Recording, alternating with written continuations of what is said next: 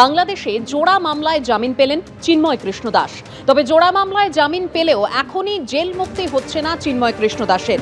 খুনের চেষ্টা, ভাঙচুর, হামলা, সরকারি কাজে বাধার অভিযোগে জোড়া মামলায় জামিন পেলেন চিন্ময় কৃষ্ণ দাস। এখনো বাকি মামলায় জামিন পাননি সন্ন্যাসী চিন্ময় কৃষ্ণ দাস। চিন্ময় কৃষ্ণ দাসের জেল অন্যতম কলঙ্কিত অধ্যায়। শেখ হাসিনার পতনের পর বাংলাদেশে বিপন্ন সংখ্যালঘুরা। ইউনূসের আমল হোক বা তারেক রহমানের জামানা, অন্ধকার থেকে বেরোতে পারেনি বাংলাদেশ। 19 বছর পর কলকাতায় এসে সরব হয়েছেন লেখিকা তাসলিমা নাসরিন।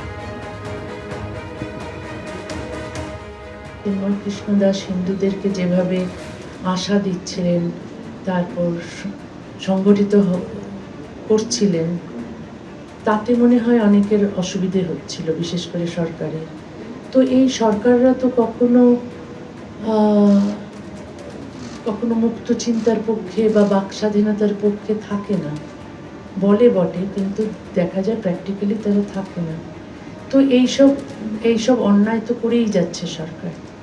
তো আমরা অন্যায়ের বিরুদ্ধে, তো এখনো আশা আছে যে অন্যায়ের বিরুদ্ধে প্রতিবাদ করার মানুষ আছে। এত যে ঝুঁকি নিয়েও মানুষ কিন্তু প্রতিবাদ করছে, তারা জেলে যাচ্ছে, তারা নির্বাসনে যাচ্ছে, তারপরও কিন্তু প্রতিবাদ চালিয়ে যাচ্ছে। বাংলাদেশের অনেক মানুষ বাংলাদেশের বাইরে থাকতে বাধ্য হচ্ছে, তারাও কিন্তু প্রতিবাদ করছে।